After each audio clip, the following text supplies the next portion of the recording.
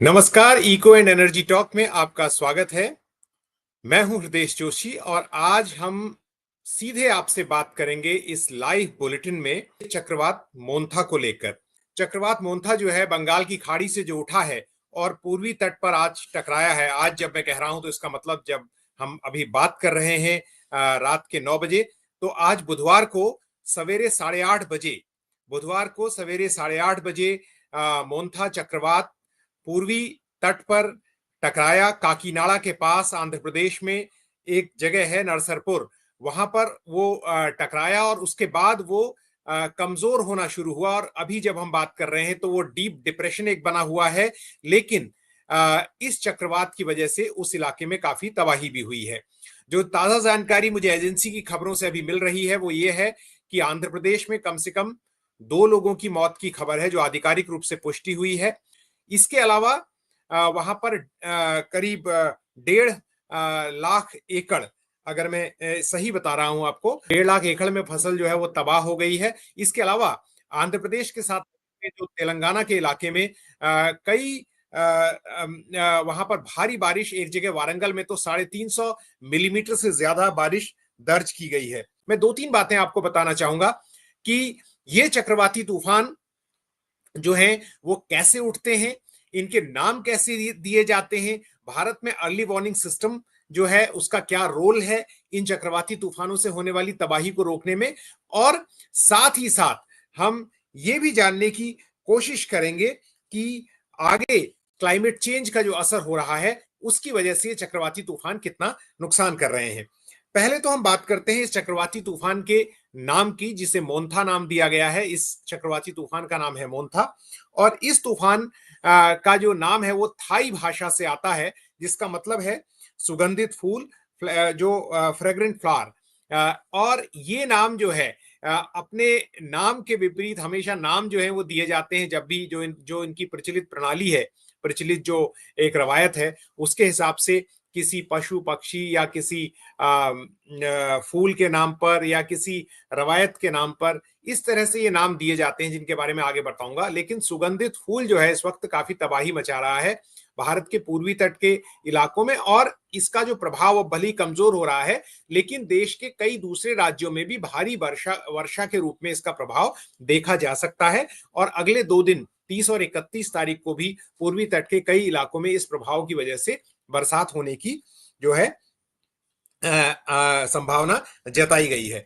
अब ये चक्रवाती तूफान जो उठते हैं वो हमेशा पोस्ट मॉनसून होते हैं, क्योंकि उस वक्त जो समंदर का तापमान है वो काफी ज्यादा होता है, सामान्य से ऊपर होता है। तो ये चक्रवाती तूफान बनते कैसे हैं ये मैं इस वीडियो में आपको समझाऊंगा। आप में से बहुत सारे लोग शायद जानते भी हों इस बात को, लेकिन मैं मोटे तौर पर जो नहीं जानते उनके लिए बताने की कोशिश करूंगा। लेकिन उससे पहले मैं उन दर्शकों का शुक्रिया अदा करता हूं जो हमारे सब्सक्राइबर्स हैं, खासतौर से उनका एक कदम और आगे बढ़कर शुक्रिया करता हूं जो हमारे मेंबर्स भी हैं।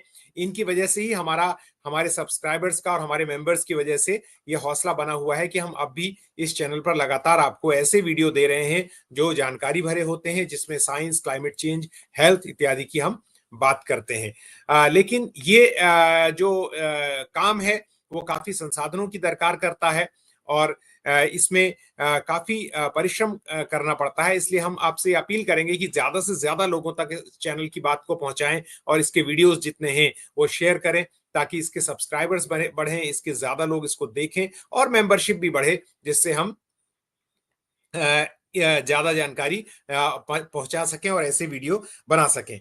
जो समंदर का तापमान है जब वो गर्म होता है तो वही मूल कारण है चक्रवाती तूफान के उठने की। और मैं बता दूं कि भारत के ज्यादातर अधिकांश चक्रवाती तूफान वो बंगाल की खाड़ी से उठते हैं, और बंगाल की खाड़ी से उठने वाली ये जो तूफान है ये पूर्वी तट पर मानसून के अक्सर अमूमन होता है, मानसून के बाद ये इस तरह से जब उठते हैं तो पूर्वी तट पर काफी तबाही करते हैं, क्षति पहुंचाते हैं। तो जो चक्रवात है उसके उठने की वजह तापमान का बढ़ना है। तापमान कम से कम 26.5 डिग्री सेल्सियस होना जरूरी है चक्रवाती तूफान की स्थितियां पैदा करने के लिए। इसे हम रफली कह सकते हैं कि 26.5 या 27 डिग्री सेंटीग्रेड पर जब समंदर का तापमान पहुंचता है और फिर बढ़ने लगता है, और तब हमें चक्रवाती तूफान वहां से उठते हैं। और वो कैसे उठते हैं कि जब समंदर की हवा गर्म होती है तो वो ऊपर उठती है, और गर्म हवा जब ऊपर उठती है तो अपने साथ मॉइस्चर लेके उठती है। मैंने अपने पुराने वीडियोस में जब आपको बताया है जो बारिश के बारे में, रेनफॉल के बारे में, तो ये बताया है कि जैसे जैसे हवा जितनी ज्यादा गर्म होगी, टेम्परेचर जितना ज्यादा गर्म होगा, उसकी रिलेटिव ह्यूमिडिटी जो है उतनी बढ़ जाती है। यानी उसकी वेपर को थामने की, वाटर वेपर को थामने की क्षमता बढ़ती है। लेकिन जब ये हवा ऊपर उठती है तो उस जगह को भरने के लिए ठंडी हवा आसपास के इलाकों से उस जगह की ओर दौड़ती है, और वो फिर ठंडी हवा गर्म होकर ऊपर उठती है। तो हवा का नीचे और ऊपर उठने का एक क्रम चलता रहता है, जिससे एक चक्रवात बनता है। और क्योंकि इस चक्रवात ये चक्रवात जो है, जब नॉर्दर्न हेमिस्फीयर में बंगाल की खाड़ी है तो वहां पर ये एंटी क्लॉकवाइज घूमता है। ये चक्रवाती जो फुल, इसे एक बॉल के रूप में अगर मान सकते हैं, तो इसके बीच का हिस्सा जो होता है, अगर आप इसे एक फुटबॉल या क्रिकेट की बॉल के रूप में देखें, तो ये बीच का हिस्सा जो है वो आई कहलाता है। तो आई बहुत काम होती है, लेकिन आई के बाहर का जो आई वॉल जो होती है, उसमें सारा ये बवंडर होता है जो हम महसूस करते हैं। अंग्रेजी में एक मुहावरा भी होता है, आई ऑफ द स्टॉर्म, तो उसका मतलब शांत नहीं होता, लेकिन यहां पर जो आई होती है वो आई बहुत शांत होती है, और उसके बाहर की वॉल जो है वो काफी उसमें एक्टिविटी होती है, और वो बढ़ना शुरू करती है तट की ओर। और जब वो तट पर पहुंचती है तो उस तट पर टकराती है, उस इलाके को लैंडफॉल रीजन कहते हैं, और उस टकराने की प्रक्रिया को लैंडफॉल कहते हैं। तो जैसे काकीनाडा के पास मैंने बताया कि नरसरपुर में इसका लैंडफॉल हुआ है, और उस लैंडफॉल के बाद चक्रवात अपनी गति को, अपनी ऊर्जा को खो देता है, और वो कमजोर होने लगता है, लेकिन उसका प्रभाव कई घंटों तक और कई दिनों तक, कुछ दिनों तक भी बना रह सकता है, जो अक्सर हम देखते हैं। अब आपने सोचा होगा, जैसे मोन्था नाम है, और आपको पहले नाम याद रहे होंगे, फानी, फाइलिन, हुदहुद, गज, तितली। ऐसे तूफान जो होते हैं, इनके नाम कहां से आ जाते हैं, ये नाम कौन रखता है, ये नाम कैसे बनते हैं? तो इस बारे में बड़ी ही इंटरेस्टिंग बातें, जानकारी है, आप में से कई लोगों को पता भी होगी। तो नाम पहले तो रखे क्यों जाते हैं? ये नाम जो है वो चेतावनी देने के लिए होते हैं। एक यूनिक नाम होता है, वो नाम कभी भी रिपीट नहीं होता कि इस साल अगर कोई तूफान आ गया मोन्था नाम का, तो 4 साल बाद फिर मोन्था नाम का तूफान आएगा, ऐसा नहीं है। तो डब्ल्यूएमओ जो विश्व मौसम विज्ञान संगठन है, उसकी देखरेख में सारा काम होता है। उसने पूरी दुनिया को अलग अलग रीजन्स में बांटा हुआ है। जिस रीजन में भारत पड़ता है उसे नॉर्थ इंडियन ओशियन रीजन कहा जाता है। उस रीजन के 12 देशों का एक संगठन है। उस रीजन के 12 देशों का एक संगठन है, जिसमें भारत, पाकिस्तान, बांग्लादेश, श्रीलंका, मालदीव, म्यांमार के अलावा Oman, Thailand, Iran, Qatar, Saudi Arab और संयुक्त अरब अमीरात यानी यूएई है। तो ये अरब सागर से लेके पूरे बंगाल की खाड़ी वाले इस पूरे रीजन को नॉर्थ इंडियन जो ओशियन रीजन कहते हैं, इसको कवर करते हैं। ये 12 देश जो है एडवांस में कुछ नाम डब्ल्यूएमओ में जमा करते हैं, और उन नामों की एक लिस्ट जो होती है वो ऑर्डर से तय किया जाता है कि जब साइक्लोन आएगा तो वो नाम दिया जाएगा किसी साइक्लोन को। तो इस तरह से ये साइकिल रखा जाता है, इस लिस्ट को इस तरह से क्रम बनाया जाता है कि हर देश से दिए जाने वाले नाम को पूरा मौका मिले। अब इसमें एक बात का ध्यान रखा जाता है, क्योंकि जियो पॉलिटिकल सिचुएशन भी है, डिप्लोमेसी भी है, पॉलिटिक्स भी है, तो कोई भी नाम ऐसा नहीं हो सकता है इन चक्रवाती तूफानों का जो दूसरे देश की या किसी भी रीजन की भावनाओं को आहत करे। यानी आप कोई ऐसा नाम नहीं रख सकते जिससे दूसरे देश में भावनाएं आहत हो। आप उसको चिढ़ाने के लिए या अपनी शत्रुता, अगर दो देशों के बीच कोई रिश्ते तल्ख हैं, तो उनके आधार पर वो नाम नहीं रख सकता। कंट्री ए कंट्री बी को ऑफेंड करने के लिए या सी को ऑफेंड करने के लिए नाम नहीं रख सकता। इसलिए तय किया गया है कि पक्षियों के नाम पर, फूलों के नाम पर, और किसी रीजन के नाम पर, किसी गतिविधि के नाम पर इस तरह से ये नाम रखे जाएंगे। तो ये एक बहुत महत्वपूर्ण है। दूसरा जो मैं बात बता रहा था कि नाम एक तो चेतावनी को आसान करते हैं, कि नाम रख के आप चक्रवातों के बारे में बात कर सकते हैं। तो नाम रखने का पहला रीजन यह है कि ये चेतावनी देना वार्निंग सिस्टम को आसान कर देते हैं। और दूसरा, इन चक्रवातों की वजह का नाम रखने की वजह यह है इन साइक्लोन की, वो कि कोई कंफ्यूजन नहीं होता है। अगर किसी वक्त दो तूफान एक साथ आ जाएं, एक तूफान अरब सागर में उठे, एक तूफान बंगाल की खाड़ी में उठे, तो हम उनके बारे में अगर क्लियर नाम है तो हम बात कर सकते हैं।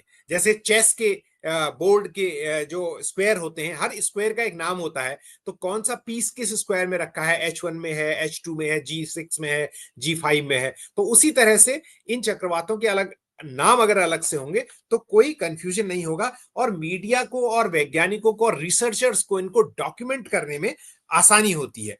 तो ये एक बहुत महत्वपूर्ण बात है जो चक्रवातों के नाम से जुड़ी है। चक्रवात कैसे बनते हैं ये मैंने आपको बताया, लेकिन एक महत्वपूर्ण बात मैं ये बताना चाहता हूं इस मोन्था तूफान के बहाने, वो ये कि तटीय इलाकों में अर्ली वार्निंग सिस्टम जो है वो काफी रिलेटिवली भारत में स्ट्रांग है। भारत में और इलाकों के अर्ली वार्निंग सिस्टम के अलावा चक्रवात के लिए जो साइक्लोनिक स्टॉर्म्स हैं उनका अर्ली वार्निंग सिस्टम जो है वो काफी स्ट्रांग है।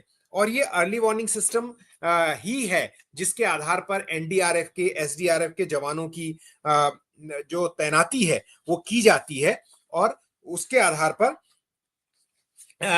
पूरे राहत के कार्य होते हैं। जैसे अभी बहुत सारे लोगों को विस्थापित किया गया तूफान के आने से पहले ही, उनके बहुमूल्य जो सामान है, जैसे नाविकों की नावों को भी हटाने की कभी कोशिश की जाती है, उनके घरों को बचाने के लिए क्या उपाय किया जा सकता है, ये सब करने की कोशिश होती है। तो जो अर्ली वार्निंग सिस्टम है वो जो काम करता है, अर्ली वार्निंग सिस्टम, वो अलग अलग उसके लिए साधन है हमारे पास। जैसे एक तो सैटेलाइट मॉनिटरिंग होती है जिससे पता चलता है किसी तूफान के आने की स्थितियों का जो पैदा हो रही हैं। दूसरा डॉपलर रेडार है जो आवाज के आधार पर, और ये काफी एडवांस सिस्टम है डॉपलर रेडार का, जो तटीय इलाकों में लगे जो डॉपलर रेडार है वो तूफान की दिशा, गति, वर्षा और उसकी मात्रा का सटीक अनुमान लगाते हैं।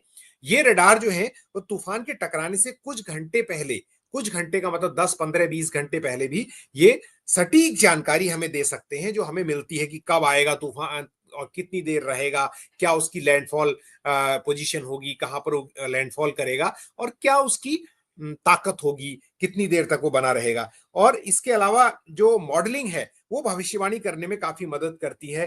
भारत मौसम विज्ञान विभाग के जो सुपर कंप्यूटरों का मॉडल है, मौसम मॉडल चलाता है, वो काफी फायदेमंद है इस दिशा में। एक बात मैं आपको बताना चाहता हूं कि क्लाइमेट चेंज के कारण जो मौसम है, जो क्लाइमेट चेंज के कारण जो चक्रवाती तूफान है उनकी फ्रीक्वेंसी और उनकी ताकत जो है वो बढ़ रही है। पहले जो चक्रवाती तूफान आया करते थे वो चक्रवाती तूफान या तो समंदर में ही खत्म हो जाते थे या वो तट के बहुत पास यानी तटरेखा पर ही खत्म होते। लेकिन जैसे जैसे ये क्लाइमेट चेंज का इंपैक्ट बढ़ रहा है, चक्रवाती तूफानों की एक तो संख्या बढ़ रही है, और वो चक्रवाती तूफान ज्यादा एनर्जी गैदर करते हुए आ रहे हैं, ज्यादा प्रचंड हैं।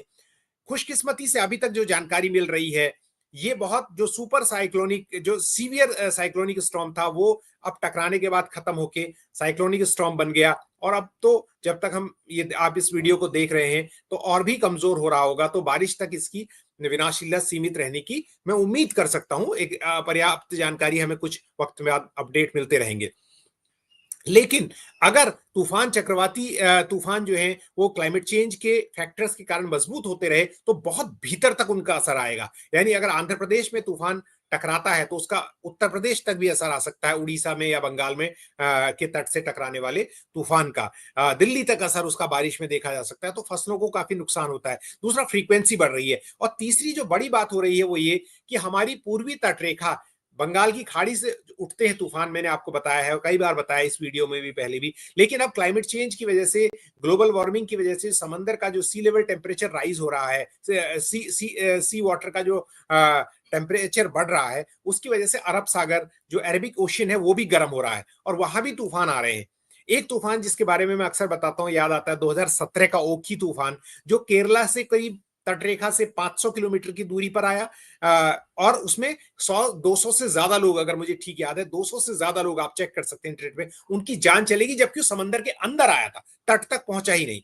अब आप ध्यान से देखें कि पूर्वी तटरेखा जो भारत की है, जहां पर विशाखापट्टनम और उड़ीसा जैसे जगह हैं, तो वहां पर उड़ीसा के जो कटक वाले इलाके हैं या पुरी वाला इलाका है, और ये काफी थिनली पॉपुलेटेड है, यानी अगर आप जाएंगे इन इलाकों में घूमने तो तट पर बहुत कम लोग रहते हैं और उससे कई किलोमीटर अंदर वो रहते हैं, तो चक्रवाती तूफानों का इतना नुकसान नहीं होता और लोगों को बचाने के लिए वक्त मिलता है। अब अंदाजा लगाइए कि अगर चक्रवाती तूफान अरब सागर से उठने लगे और अरब सागर से उठने वाले ये तूफान अगर पश्चिमी तट पर टकराते हैं तो पश्चिमी तटरेखा कितनी घनी बसी हुई है। पश्चिमी तटरेखा जो घनी बसी हुई है, उस तटरेखा पर बर्बादी जो होगी उसका अंदाजा लगाया जा सकता है। बॉम्बे है वहां पर, गुजरात की तटरेखा देखिए, उसमें कितने औद्योगिक इंस्टॉलेशंस भी वहां पर हैं। अगर आप केरल चले जाएं, पूरा टूरिज्म बिल्कुल तट पर होता है, वहां पर होटल्स हैं, रिजॉर्ट्स हैं, जो लोग अपने कारोबार चलाते हैं, पूरा वो तट रेखा पर ही है। तो क्लाइमेट चेंज का जो नुकसान है वो कितना घना होगा और कृषि को कितना नुकसान होगा, बाढ़ कितनी आएगी, ये सारी चीजें हैं। तो ये सारी बातें हमें याद दिलाती हैं कि कैसे क्लाइमेट चेंज जो है वो हमारे लिए एक बड़ी आपदा साइक्लोन्स के रूप में खड़ी कर सकता है। जो साइक्लोन अभी तक अर्ली वार्निंग सिस्टम से हम उनका प्रभाव कम करने की कोशिश कर रहे थे, वो भी बढ़ सकते हैं। इस वीडियो में अभी हम फिलहाल आपको यही इतनी जानकारी दे रहे हैं। पहली बार मैं कोई वीडियो कर रहा हूं बहुत लंबे समय बाद और स्ट्रीम यार्ड की मदद से। अभी मैं शायद आपके कमेंट्स आपने किए हो तो उसके जवाब भी नहीं दे पाया हूं, बाद में देने की कोशिश करूंगा, क्योंकि बहुत शुरुआती तौर पर मुझे भी काफी दिक्कतों का सामना अभी करना पड़ रहा है। लेकिन आप हमारा हौसला बढ़ाने के लिए इस वीडियो को लाइक करें, इसको शेयर भी करें। जल्द ही एक नए वीडियो के साथ आपसे फिर मुलाकात होगी। तब तक के लिए नमस्कार, धन्यवाद, जय हिंद।